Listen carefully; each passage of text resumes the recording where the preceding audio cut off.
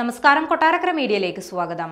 സമൂഹ മാധ്യമങ്ങളിൽ അധിക്ഷേപ പോസ്റ്റിട്ട സംഭവത്തിന് പിന്നാലെ നടൻ വിനായകനെ ചോദ്യം ചെയ്ത് വിട്ടയച്ചു.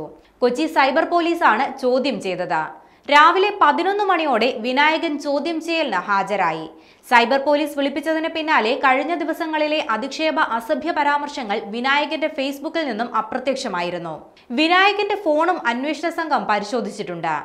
കോൺഗ്രസ് നേതാക്കളെ അധിക്ഷേപിച്ച കേസിലും പ്രായപൂർത്തിയാകാത്ത കുട്ടിയുടെ പ്രൊഫൈൽ ചിത്രം പങ്കുവച്ചതിന് ലഭിച്ച പരാതിയിലാണ് ചോദ്യം ചെയ്യൽ.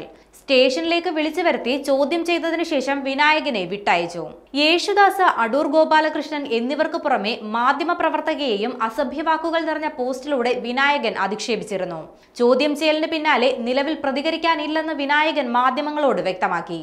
അതേസമയം യേശുദാസിനെതിരായ മോശം പരാമർശത്തിൽ വിനായകനെതിരെ നടപടി വേണമെന്നാണ് ഫെഫ്കയുടെ ആവശ്യം.